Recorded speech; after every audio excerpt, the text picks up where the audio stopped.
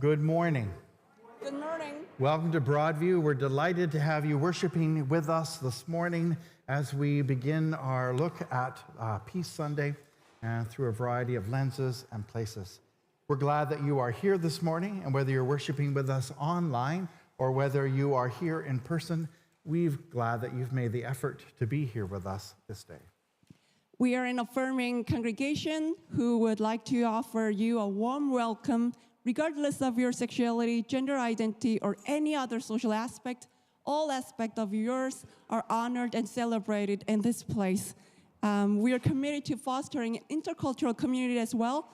We would like to practice wholehearted, radical hospitality, who welcomes everyone cross borders and dissolving boundaries to find the radical love of God in the relationship with the other.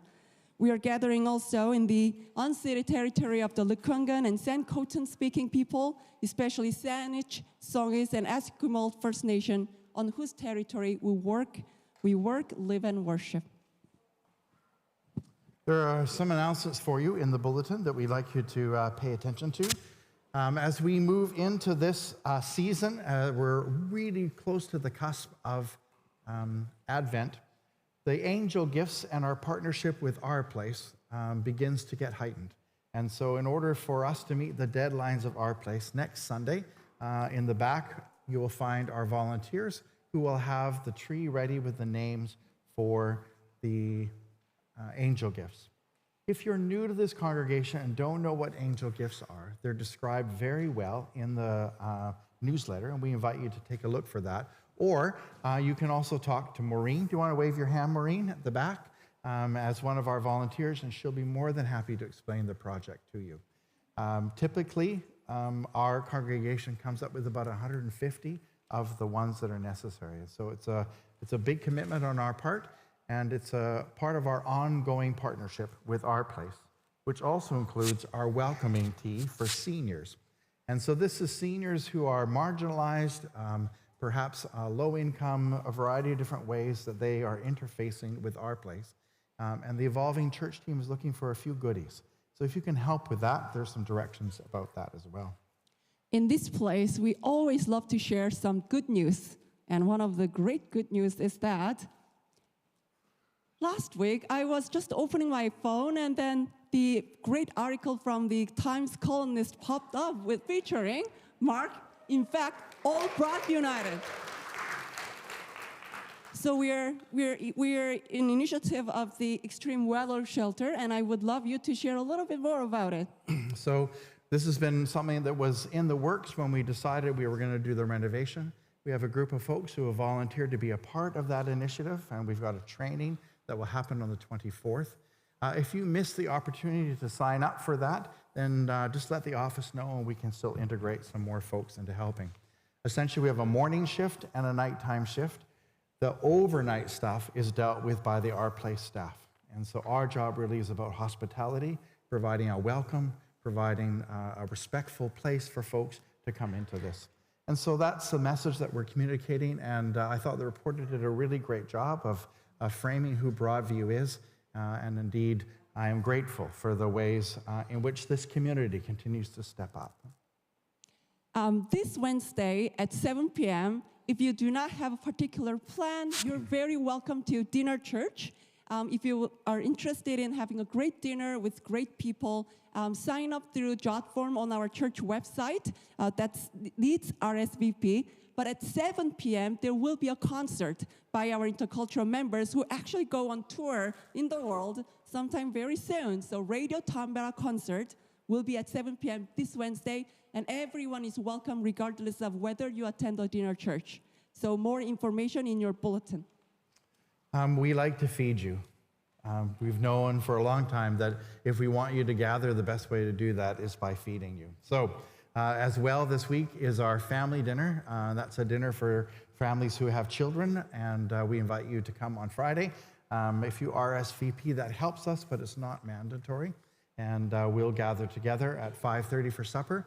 And following that time, the regular time of the youth group will meet, and those youth that come to the family dinner will just make their way to youth group as well at 7 o'clock. Starting this November, junior youth will be after family dinner. All right, and finally, you'll see a note about the trans family vigil. Following the dinner, we're into the Trans Day of Remembrance, and so there will be a vigil here at 6:45 for anyone who wants to be an ally or supportive or who has lost somebody or been a victim of violence. And so there's information about that as well. Our question of the day is, how can we individually and as a community be peacemakers?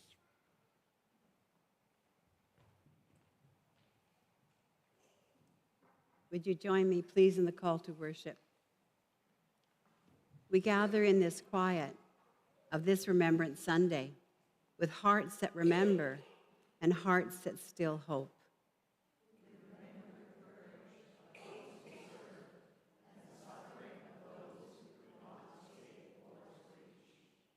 We remember the fields of Europe, the waters of the Pacific, and the empty chairs at kitchen tables everywhere.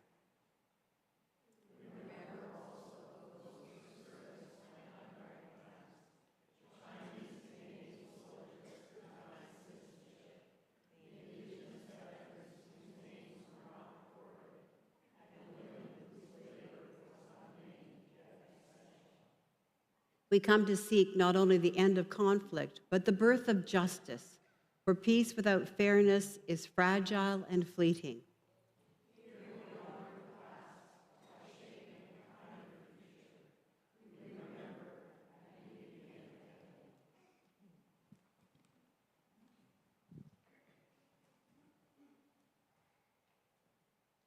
Beside these beautiful flowers, with the poppy reminding us of not just Flanders, but hope and sacrifice together, we light this candle of Christ. The light stronger than hate, the love stronger than death.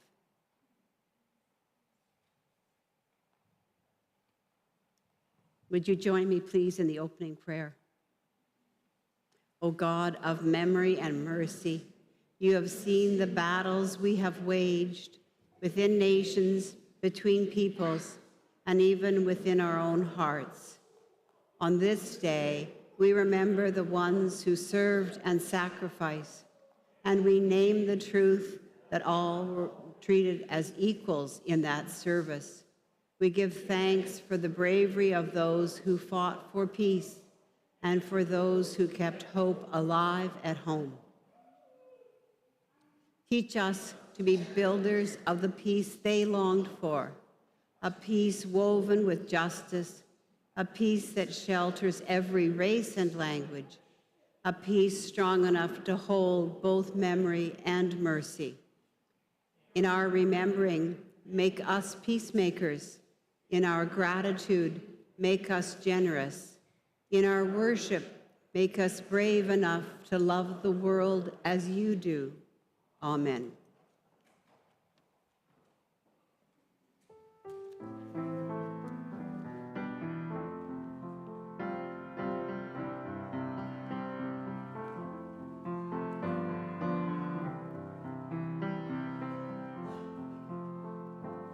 I am walking a path of peace. I am walking a path of peace. I am walking a path of peace. Lead me home. Lead me home.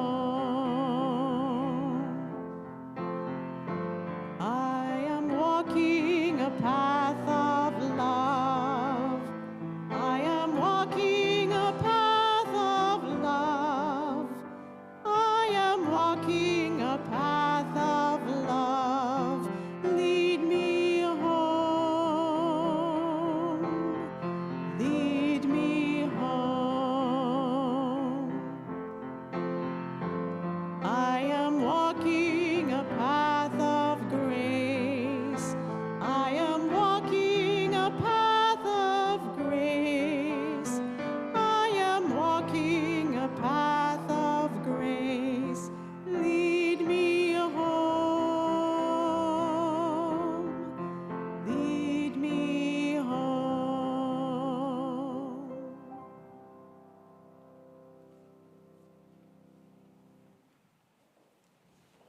I'd like to invite the children to come join me up here if they would.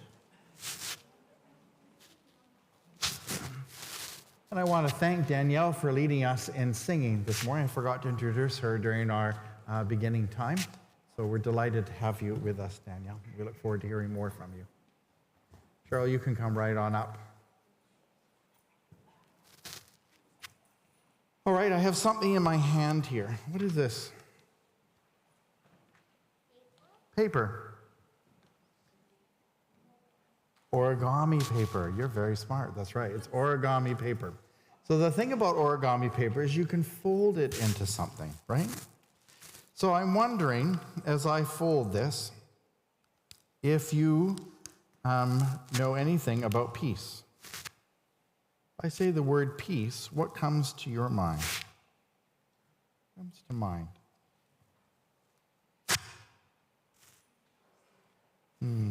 I know it's a big word and a big concept, isn't it? You see what I'm doing up here? All right, you're going to see that a lot of people are wearing something on their clothes today that's red. Does anybody know what that is? Yeah? It's a poppy. Why are people wearing a poppy? Yeah? It's a sign of peace. All right, so there's one thing we know about peace. And why is it a sign of peace? Anybody know? Anybody know the poem about In Flanders Fields? All right, some of you studied that at school. Yeah? Yeah, you can't remember the whole poem? I can't remember the whole poem either. Poems can actually be tricky to remember, right? But the thing about poems is they tell us things about our lives and also about our history. And so the poem talks about the poppies growing in a place called Flanders Fields, where a lot of soldiers died. Humanity seems to not understand that God keeps inviting us to live peacefully and to solve our conflicts and our differences in peaceful ways. And we keep thinking that the best way to solve our conflicts is by hurting other people. How many of you have ever been in a situation where you're angry or you're hurt and you've gone maybe to lash out, maybe hit somebody because you're hurt and angry? Has that feeling ever boiled up in you before? Yeah. It happens for all of us, for sure. And when my kids were little, we used to have a book called Hands Are for Hugging, Not for Hitting. Anybody ever seen that book? Yeah, I looked for it to see if I could still find it, but my kids are growing up so much that I don't have some of those books anymore. And it's interesting that we teach kids that hands are for hugging and not for hitting, but we forget to teach adults about that too. Yeah. And so Remembrance Day is a time in which we not only remember those who died because of war, but we also commit ourselves to living a world of peace. And so you'll see that on top of having a red poppy, I have another color poppy. What one's also on my body? What do you see? What else do I have?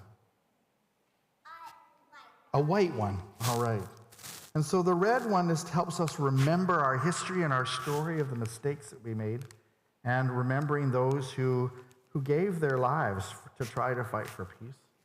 And the white one is our commitment to keep working for peace, so that those who are bent in their outlook at repeating history and the mistakes of it can be reminded there are other ways to do that.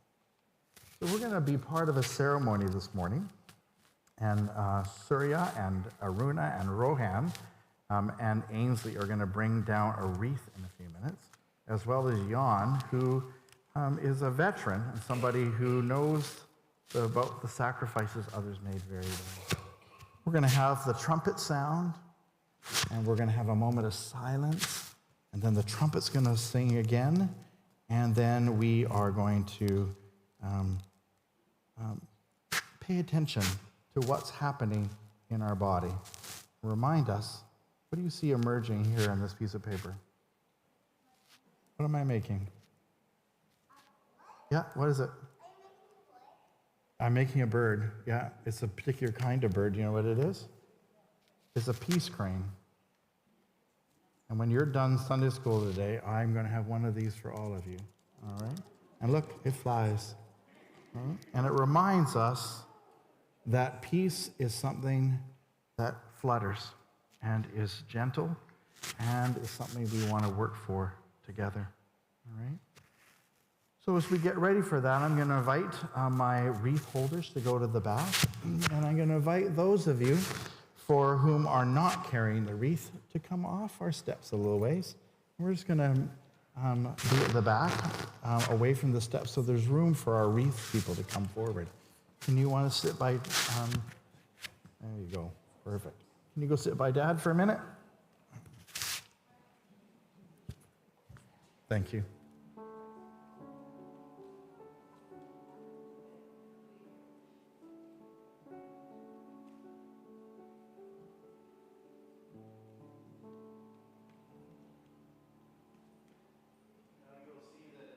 John and Christopher and Nicholas, but they're not well this morning, so we're delighted that Rohan and Aisley and the others are able to do that for us this morning. So as we prepare ourselves in body and mind, I would ask you to stand.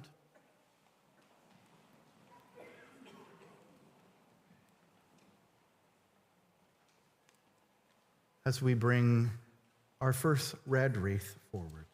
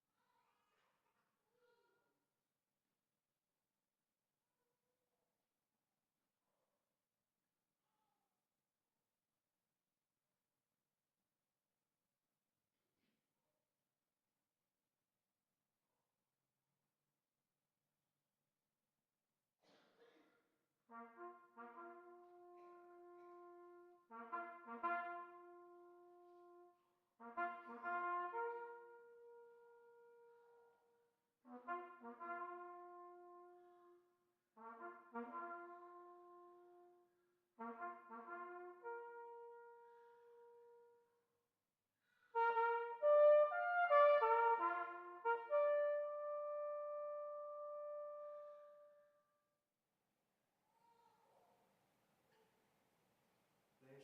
grow old, and we that are left, and we shall grow old. Age shall not weary them, nor the years condemn. The going down of the sun, and in the morning we will remember them.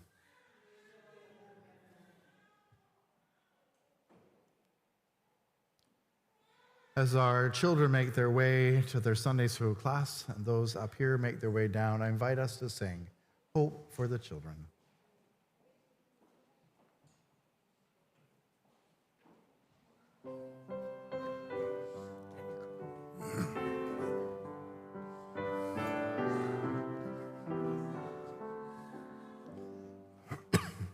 Hope for our children in our midst, facing a world that's conflict-torn.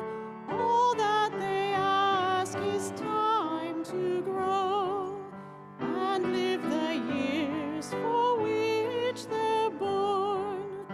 Hope for the children everywhere. We'll build for them a world of peace. Peace is the goal of all we do. Love leads to justice on the earth. Let justice flow like waters clear. So may we see the world's rebirth. Hope for the children everywhere. We build for them a world of peace.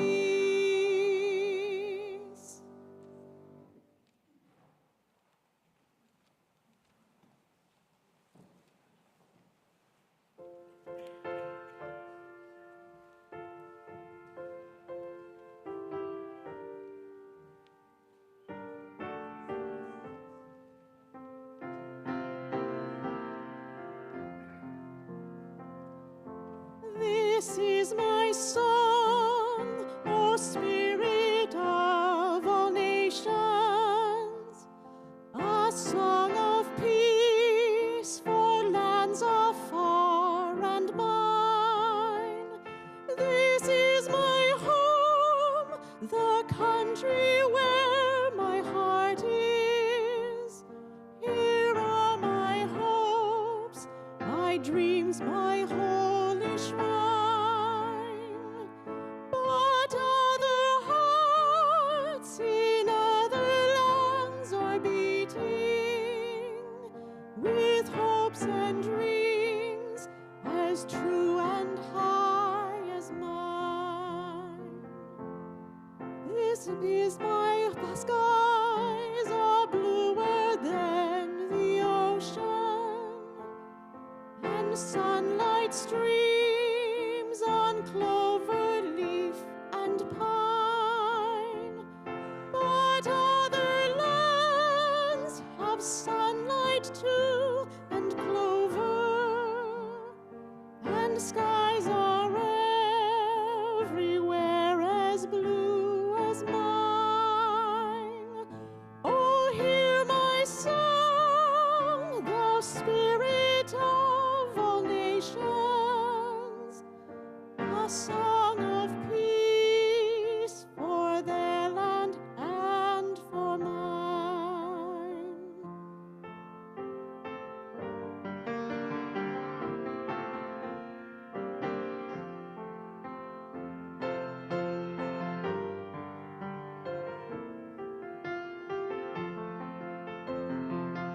But other hearts ere other lands are beating, a song of peace for their land and for mine.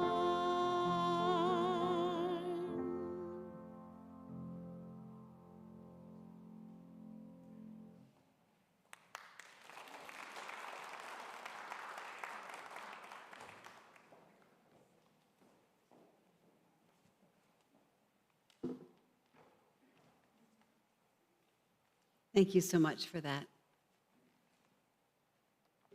We continue in the story of Jonah, reading this morning selected verses from the 2nd chapter. From inside the fish, Jonah prayed to the Lord his God.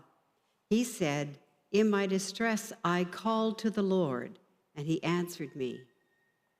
I said, I have been banished from your sight, yet I will look again toward your holy temple. But you, Lord my God, brought my life up from my pit. Those who cling to worthless idols turn away from God's love for them. But I, with shouts of grateful praise, will sacrifice to you. What I have vowed, I will make good. I will say, salvation comes from the Lord." And God commanded the fish, and it vomited Jonah onto the dry land. May God bless to us this very unusual story. Before I start my sermon, I'd just like to say that for 20 years, I was the chaplain of the Royal Canadian Legion Branch 150 on Bowen Island. And so today, I get a little verklempt. It's having been in those ceremonies as people gathered there. We had the highest per capita turnout in the country as people came down to lay wreaths and remember. And when they couldn't remember, to imagine with open hearts. And what they were imagining is the ancient search for peace. It's lovely having the sun in my eyes in November. So on this Remembrance Day Sunday, when our city and our nation pause in quiet gratitude, here too in Victoria, that picture's from the Times Colonist, we feel it deeply. Red poppies in our lapels. On Tuesday, the sound of the Beagle drifting over the inner harbor. The wreaths already getting ready for the cenotaph in front of the legislature. Along Dallas Road, the sea keeps its own kind of vigil, and the gulls wheel like white prayers above the water. Across Canada this Tuesday, from small prairie towns to northern outposts, people will gather just as we will, to remember, to give thanks, to lament, and to hope. In our memories, we know are the songs our parents and grandparents knew. We'll meet again, Lily Marlene, I'll be seeing you. Music that carried longing and courage in equal measure. For some, those songs are the soundtrack of family stories. My friend Lorinda's father was just 4.5 years old when this picture was taken on the streets of Vancouver as he reached out for his father one last time. Black and white photographs, men and women in uniform, letters kept tucked away, letters sent home. The quiet strength of those who waited, the empty chair that was never filled again. Here and elsewhere, we honor them. This is a picture from, as I say, the Royal Navy, to remember the sacrifices that shaped our freedom and to renew our commitment to the peace they dreamed of. As we gather in worship, may we feel both the weight and the wonder of remembrance, the weight of what was lost, and the wonder that love still calls us to seek a better world. And so already this Sunday, we have entered into a time of prayer and song with gratitude for the courage that once stood between tyranny and freedom, and with hope that the peace for which they longed may yet take root in us here, in this community, at this edge of the Pacific, where remembrance meets resolve and where the longing for peace endures. Every generation tells its own Jonah story. Each one of us, in some way, has run from the hard work of compassion. We draw lines between righteous and the wrong, between those we trust and those we fear. We long to believe that mercy can stop at our borders, that God's concern is reserved for those who speak or look or believe as we do, or all three. But every Remembrance Day calls us back, as this picture from the Hiroshima gathering at the Gorge Pavilion in August. We stand beside friends whose nations once stood on the other side of battlefields. We share peace with people our grandparents were told to hate. We find ourselves humbled by the passage of time, astonished that yesterday's enemies have become today's partners in peace. And again, as Hannah reminded us last Sunday, we hear God's question to Jonah, should I not be concerned for that great city? In those words, God is not excusing cruelty. God is revealing compassion's power to cross every line we draw. Jonah's story reminds us that mercy is not weakness. It is the courage to see humanity even in those who have wronged us, and to believe that peace is possible, not because we forget the past, but because we have remembered it too well to repeat it. And so, as we wear the red poppy for courage and the white poppy for peace, we remember the soldiers and the peacemakers, the courage that resists tyranny, and the compassion that rebuilds trust. For every generation does face its own Nineveh, and every generation must decide whether to run from it or walk toward it with mercy in our hearts. Jonah's story reminds us that even the prophets ran from peace when it felt too costly, that mercy can seem naive when we've been wounded, and that every generation from Jonah's to ours must rediscover what peacemaking is all about. So let's take a step backwards and think about, where did this story come from? This story of Jonah. This is not a biography. This story is written probably 400 to 500 years before Jesus was born. That places it after the Babylonian exile, during what's called the Persian period. So it's like, if you're familiar with 2nd Isaiah that we often read during Advent, but the story is set long ago and far away. 300 years before it was written, it's placed back in time. And there is a mention in, I think it's 2 Kings, of someone named Jonah who was a prophet. So I think whoever put this story together grabbed that name because it'll have some resonance for the people reading this story. But it's not a biography. It's like a satire. It's more akin to other writings, but it's certainly not, for example, like 2 Kings. So it is common in the literature of the Bible to do that, to move us along by reminding us that this could be someone you've already heard of, but telling the story differently. And I'm very grateful to the work of John Shelby Spong, who talked about this one Sunday morning when I was working at St. Andrews Wesley. So the post-exilic community, after the exile, it's wrestling with questions about nationalism and mercy. Does that remind you of anything about 2024, 25, right? Should God's compassion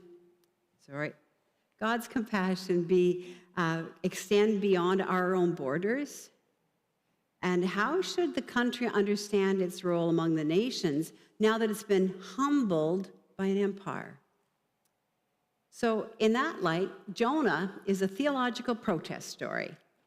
It's made to make us ask questions about our own assumptions and even our theology. So its challenge is protesting against that narrow nationalism. in that quote I read from the 2nd chapter, you know, when he says, but those people turn away from God, but I will be at the temple. That tremendous them and us theology. And the book, whoever wrote it, completely unknown scholarship, of course, wanted us to really hear the opposite, God's universal mercy. And so it's satirical and humorous. And I guess if you speak ancient Hebrew, which I don't, I had to have a remedial class to get the course. But you get some of that sense of that underlying kind of wittiness. So it's more like some of the other poets you may remember studying, Hosea. So somewhere in Jerusalem, way back when, our anonymous poet wrote. And it's probably someone who knows an awful lot about the temple worship. So it's somebody on the inside saying to people on the inside, we're going to have to change our attitude. You have to change your beliefs. This is unsustainable. And so there are other stories in circulation at that time. And one of the things they're attacking is we can't marry foreigners. Foreigners are what are bringing us down. You have to stop marrying people that aren't like us. Huge conversations about that. And so these protest writers from the inside are writing different stories and saying, that's not fair or true. That's not a reliable portrait of God's will. But you can't marry foreigners. You can't step outside. It still has resonance. It's frightening to see what's happening. But ancient, I mean, remember, this is 300 years before Jesus is born. There are other stories in circulation constantly chipping away at that huge story about we must stay pure. You can't start accepting foreigners. How about her? You remember her, Ruth? Beloved story. And she's a foreigner. She is a Moabite. It keeps on saying that. A Moabite woman.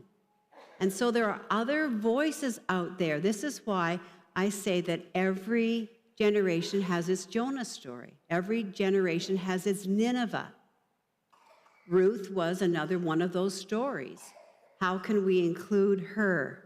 So in a world that's loving ritual purity, ethnic purity, all those cleansing rituals, we have these other stories coming in from the side saying, I think I'm finding God and God's compassion in this Moabite woman. I think we're hearing God's call of acceptance. Now, don't take that for granted. That is so easily taken down. In 2025, it is easy to chip away at that point of view. And so I just want to honor Ruth and the courage to write that story, because this is a comment from this last week.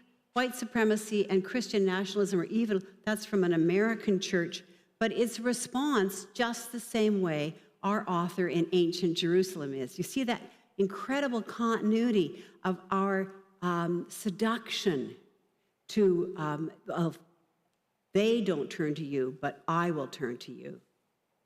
And so we have this opportunity for us now to look at the story of Jonah in this light and to see how, yeah, every generation does have its Nineveh. We have ours. We have that constant lure to keep it like it was, right? There was a time, I guess, in Victoria, long before any of us were born, where they wanted it to be more British than the British. I'm just quoting what I was told, but I think that's true. So, I said it wasn't a biography. It's, in fact, a parable. And you remember Jesus from last week's sermon. Jesus told parables, right? And a parable is when Jesus would say, hey, you know that story? Here, I'm going to throw this story down. He tells us the story, and he said, now, though, you throw your life beside it. How are they lining up? It's a parable. So here we have the parable of Nineveh being rejected. Here we have the parable of Jonah in his supremacy attitude and nationalism. And the unknown author is going, okay, here it is. Here's the story. How's that looking for you? How does your life compare? It is a parable, and parables almost always invite us to change. They certainly are by the time Jesus uses them as an art form in his ministry. So this parable of the story of Jonah, it's not biography. It's deeply rich, textured parable for us. So I wanted to take a moment to say who has been the people who did not fall into the trap. We can never forget these names. On the far left for you is Raoul Wallenberg, the wonderful, when I was in Hungary, you know, he was, after the Nazis fell and he'd done so much to support an anti-Nazi movement, he was arrested on spy charges by the Russians and never seen again. Raoul Wallenberg. And on the far side is Sir Christopher Winton, who saved 669 children by writing false passports. He had gone on a ski holiday. He was a banker in England, went on a ski holiday and realized what was happening and started taking action. I actually had the honor of meeting one of those children. He, at the end of the time he was effective and the last train left on which my friend was placed as an infant, he put all his books and all his records in his attic, and for 50 years, nobody knew what he had done until his wife was going through the stuff in the boxes and found record after record of what he had done and told nobody. We want to remember him. I have the nursing sisters and also the people who went to entertain the troops. Now, I don't want us to always be thinking of gunners, like there's a lot of different ways people were part of standing up to tyranny. We want to learn that because it may be our turn very soon. So how can we be peacemakers? That's the question. The question is, how can we be part of the eternal search for peace? And I think the link on Remembrance Day is to make the link between remembering and renewing. Like just remembering can stop us. Just trying to work on renewal can keep us without having roots. When we put them together, we come up with the 3 cardinal values of fighting tyranny. Patience, this is not going to be quick. Kindness to ourselves and the world. And then courage. The risks that we must take, the support that we must give. And so we come to the end of our time of remembering that we are all in a Jonah story, as every generation has been. Our song is Come Touch Our Hearts, the link between compassion and courage.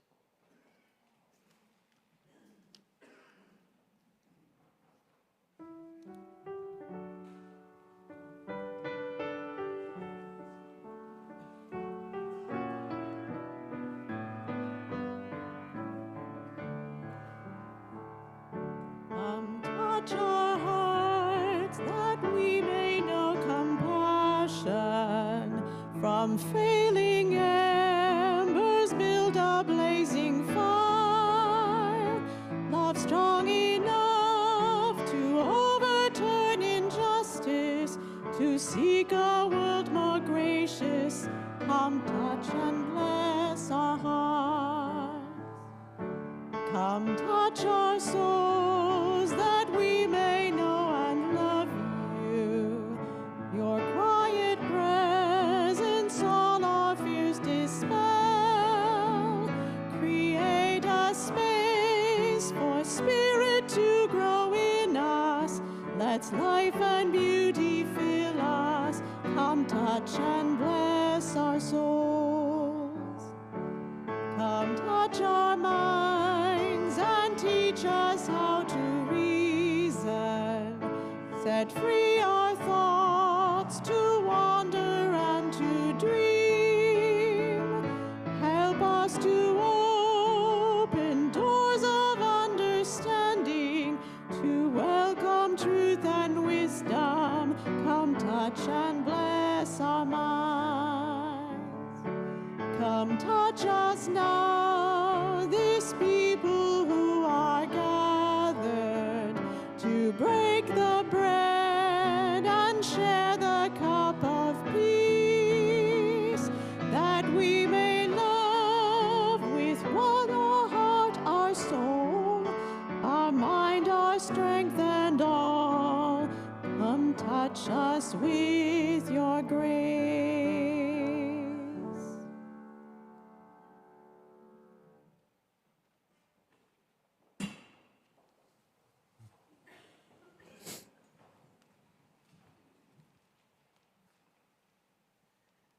Each week we spend some time thanking you for what it is that you do to make Broadview real. And we post up behind us the different ways that people can give, whether that be through the pre-authorized giving or e-transfers or envelopes or Canada Helps, or by dropping donations in the box at the back. We're at that time of year when we begin to think about the way in which we're going to end this year and next year. And so at 8 o'clock this morning, you will have received an email in your inbox from the church regarding stewardship. And if you're a person that's comfortable with email and opening that and the links that are there, then I would encourage you to stay with that process. If you're someone for whom paper is more your thing, the analog stuff, then there are on the back table by the stewardship thing envelopes for you to take with you. And in there is a description of the impact that this congregation continues to make in the world. The fact that Broadview is on the front page of the Times Colonist and the partnerships that we are making with Our Place and with the City of Saanich and with BC Housing speaks to the dedication and the mission of this congregation.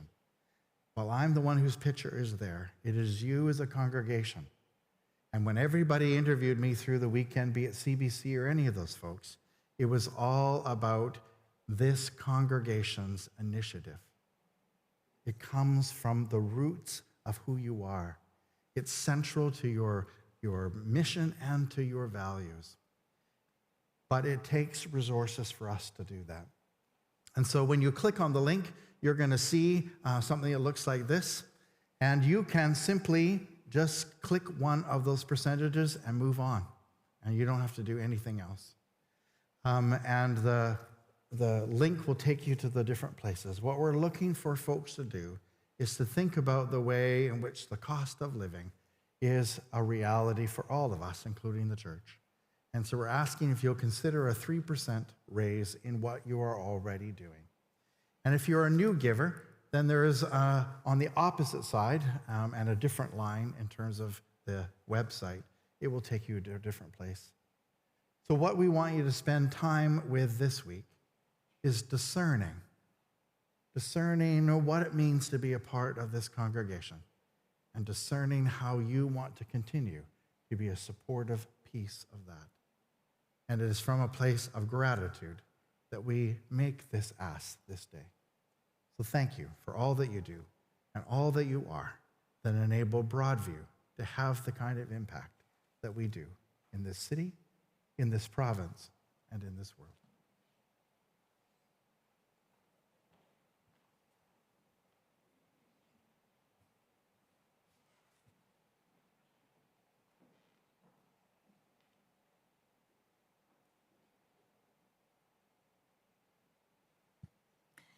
Friends, for our prayers of the community, prayers of the people this day, several times during our prayer, I will say the words, "Our hearts join as one with Jesus," and if you could respond as we walk the path of peace.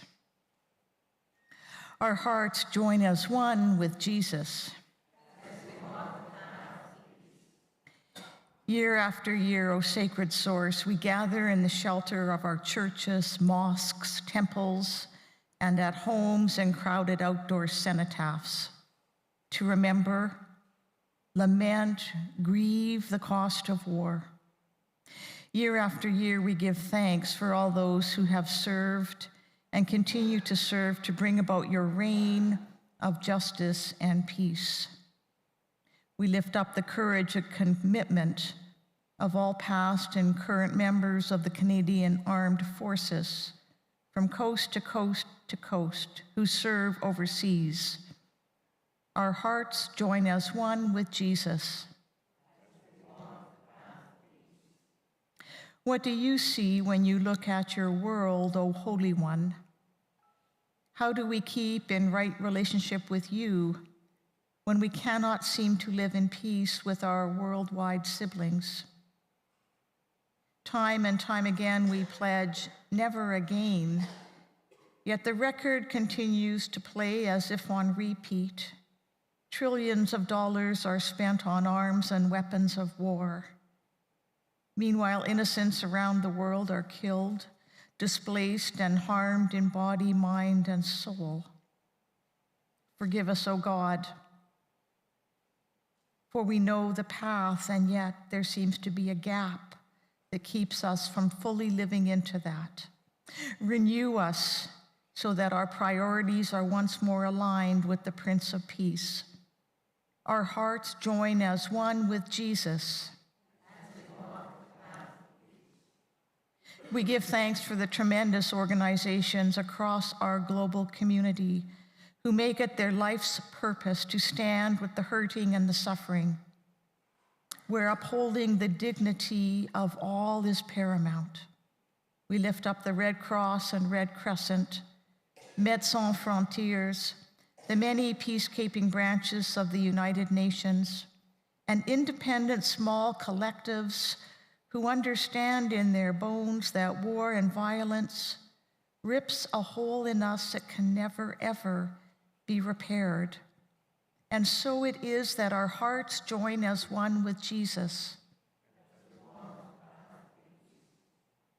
Hear our silent prayers now as we deeply uphold in our hearts the many regions of our world who desperately need peace, peace with justice, peace for all. We pray for Gaza, Palestine and Israel, Ukraine and Russia, South Sudan, Congo, Myanmar, India and Pakistan, among others.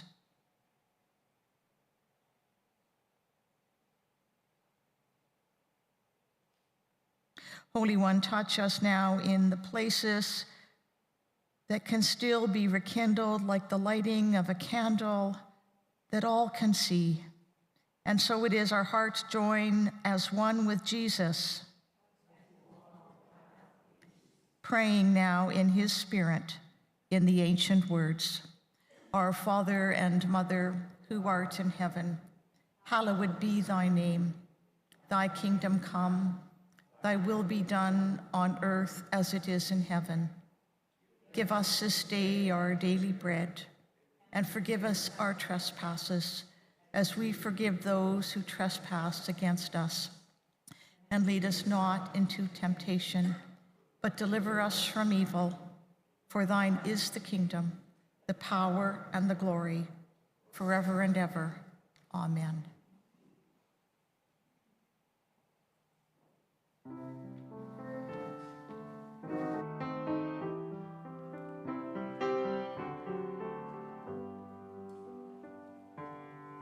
One light, one sun lighting everyone. One world turning everyone.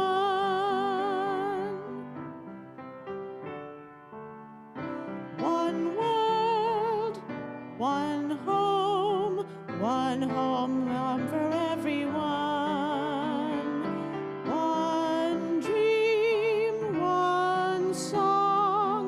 One song heard by everyone.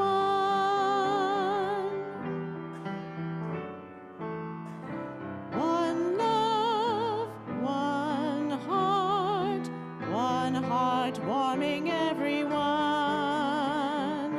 One hope, one joy, one love filling everyone.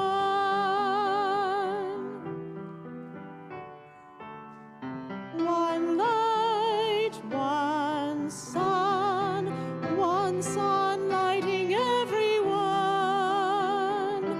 One light warming everyone.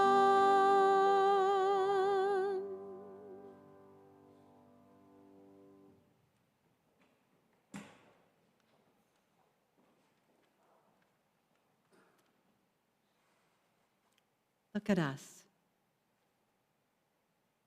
There's no doodle bugs in the air over our heads. We're not waiting for news of a brother serving in a trench somewhere.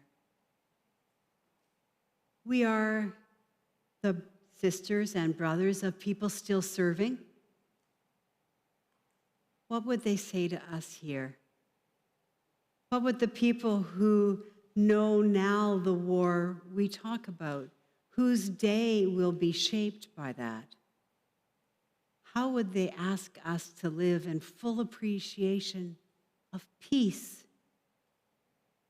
My benediction prayer is that we never take it for granted that we live in this country at peace. And as we hold our arms wide open, Holy One, to all those who will never know the calm of this day, we give thanks for your love and your amazing grace that leads us every inch of the way as we hold our hearts open in courage and remembrance. Amen.